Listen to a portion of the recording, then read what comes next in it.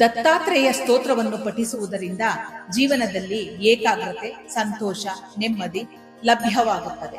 ಈ ಸ್ತೋತ್ರವು ಗುರು ದತ್ತಾತ್ರೇಯರ ಕೃಪೆಗೆ ಪಾತ್ರರಾಗಲು ಮತ್ತು ಆಧ್ಯಾತ್ಮಿಕ ಅಭಿವೃದ್ಧಿಗಾಗಿ ಅತ್ಯಂತ ಪವಿತ್ರವೆಂದು ಪರಿಗಣಿಸಲಾಗಿದೆ. ದತ್ತಾತ್ರೇಯ ಸ್ವಾಮಿಯ ಕೃಪೆಯಿಂದ ಜೀವನದ ಕಷ್ಟಗಳು, ಭಯ ಮತ್ತು ಶತ್ರುಗಳ ಬಾಧೆಗಳಿಂದ ರಕ್ಷಣೆ ನೀಡುತ್ತದೆ. ಈ ಸ್ತೋತ್ರದ ಪಠನವು ಜ್ಞಾನವನ್ನು ವೃದ್ಧಿಸುತ್ತದೆ ಮತ್ತು ಆಧ್ಯಾತ್ಮಿಕ ಜ್ಞಾನವನ್ನು ನೀಡುತ್ತದೆ. ದೈನಂದಿನ ಪಠನವು ಮನಸ್ಸಿಗೆ ಶಾಂತಿ, ಏಕಾಗ್ರತೆ ಮತ್ತು ಸಕಾರಾತ್ಮಕ ಶಕ್ತಿಯನ್ನು ನೀಡುತ್ತದೆ. ದತ್ತಾತ್ರೇಯನನ್ನು ತ್ರಿಮೂರ್ತಿಗಳ ಬ್ರಹ್ಮ, ವಿಷ್ಣು, ಮಹೇಶ್ವರ ಅವತಾರವೆಂದು ಪೂಜಿಸಲಾಗುತ್ತದೆ. ಆದ್ದರಿಂದ ಎಲ್ಲಾ ರೀತಿಯ ಸಂಕಷ್ಟಗಳು ದೂರ ಮಾಡುವ ಶಕ್ತಿ ಈ ಸ್ತೋತ್ರಕ್ಕಿದೆ. ಈ ಸ್ತೋತ್ರವನ್ನು ಗುರುವಾರದಂದು ಪಠನೆ ಮಾಡುವುದರಿಂದ ಗುರುಗಳ ಕೃಪೆಗೆ ಪಾತ್ರರಾಗುತ್ತೇವೆ. ಶ್ರೀ ದತ್ತಾತ್ರೇಯ ಸ್ತೋತ್ರಂ ನಾರದ ಕೃತಂ. ಜಟಾಧರಂ ಪಾಂಡುರಂಗಂ ಶೂಲಹಸ್ತಂ ಕೃಪಾನಿಧಿಂ ಸರ್ವರೋಗಹರಂ ದೇವಂ ದತ್ತಾತ್ರೇಯಮಹಂ ಭಜೆ. ಅಸ್ಯ ಶ್ರೀ ದತ್ತಾತ್ರೇಯ ಸ್ತೋತ್ರ ಮಂತ್ರಸ್ಯ ಭಗವನ್ನಾರದ ಋಷಿಃ ಅನುಷ್ಠುಪ್ಛಂದಃ ಶ್ರೀ ದತ್ತಃ ಪರಮಾತ್ಮ ದೇವತಾ ಶ್ರೀ ದತ್ತ ಪ್ರೀತ್ಯರ್ಥೆ ಜಪೆ ವಿನಿಯೋಗಃ. ನಾರದ ಉವಾಚ ಜಗದುತ್ಪತ್ತಿಕರ್ತ್ರೆ ಚ ಸ್ಥಿತಿ ಸಂಹಾರ ಹೇತವೇ ಭವಪಾಶ ವಿಮುಕ್ತಾಯ ದತ್ತಾತ್ರೇಯ ನಮೋಸ್ತುತೆ. ಜರಾ ಜನ್ಮ ವಿನಾಶಾಯ ದೇಹ ಶುದ್ಧಿಕರಾಯ ಚ ದಿಗಂಬರ ದಯಾಮೂರ್ತೆ ದತ್ತಾತ್ರೇಯ ನಮೋಸ್ತುತೆ. ಕರ್ಪೂರ ಕಾಂತಿ ದೇಹಾಯ ಬ್ರಹ್ಮಮೂರ್ತಿಧರಾಯ ಚ ವೇದಶಾಸ್ತ್ರ ಪರಿಜ್ಞಾಯ ದತ್ತಾತ್ರೇಯ ನಮೋಸ್ತುತೆ. ರಸ್ವದೀರ್ಘ ಕೃಶಸ್ಥೂಲ ನಾಮ ಗೋತ್ರ ವಿವರ್ಜಿತ ಪಂಚಭೂತೈಕ ದೀಪ್ತಾಯ ದತ್ತಾತ್ರೇಯ ನಮೋಸ್ತುತೆ.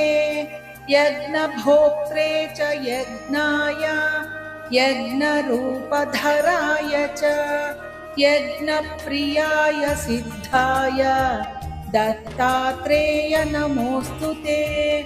ಆದೌ ಬ್ರಹ್ಮ ಹರಿರ್ಮಧ್ಯೆ ಹ್ಯಂತೆ ದೇವ ಸದಾ ಶಿವಃ ಮೂರ್ತಿತ್ರಯ ಸ್ವರೂಪಾಯ ದತ್ತಾತ್ರೇಯ ನಮೋಸ್ತುತೆ.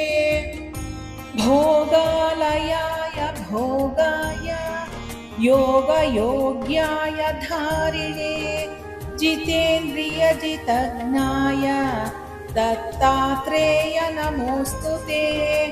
ದಿಗಂಬರಾಯ ದಿವ್ಯಾಯ ದಿವ್ಯ ರೂಪಧರಾಯ ಚ ಸದೋದಿತ ಪರಬ್ರಹ್ಮ ದತ್ತಾತ್ರೇಯ ನಮೋಸ್ತುತೆ. ಜಂಬೂದ್ವೀಪೆ ಮಹಾಕ್ಷೇತ್ರೆ ಮಾತಾಪುರ ನಿವಾಸಿನೇ ಜಯಮಾನಸತಾಂ ದೇವ ದತ್ತಾತ್ರೇಯ ನಮೋಸ್ತುತೆ. ಭಿಕ್ಷಾಟನಂ ಗೃಹೇ ಗ್ರಾಮೇ ಪಾತ್ರಂ ಹೇಮಮಯಂ ಕರೆ ನಾನಾ ಸ್ವಾದಮಯೀ ಭಿಕ್ಷಾ ದತ್ತಾತ್ರೇಯ ನಮೋಸ್ತುತೆ. ಬ್ರಹ್ಮಜ್ಞಾನಮಯೀ ಮುದ್ರಾ ವಸ್ತ್ರೇ ಚಾಕಾಶಭೂತಲೆ ಪ್ರಜ್ಞಾನಘನಬೋಧಾಯ ದತ್ತಾತ್ರೇಯ ನಮೋಸ್ತುತೆ.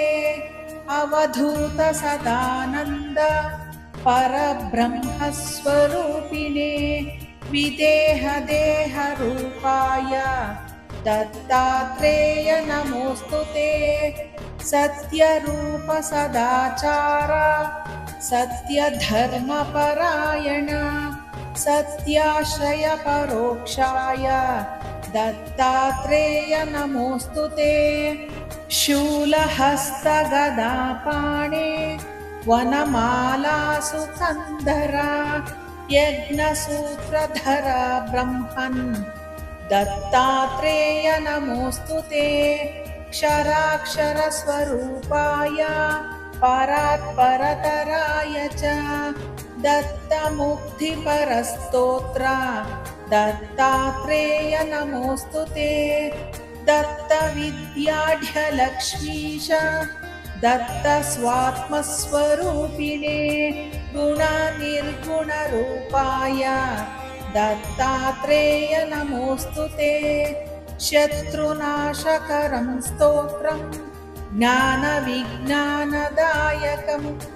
सर्वपापं शमं यान्ति दत्तात्रेय नमोऽस्तु ते इदं स्तोत्रं महद्दिव्यं दत्तप्रत्यक्षकारकं दत्तात्रेयप्रसादाच्च नारदेन प्रकीर्तितम् इति श्रीनारदपुराणे नारदविरचितं श्रीदत्तात्रेयस्तोत्रम्।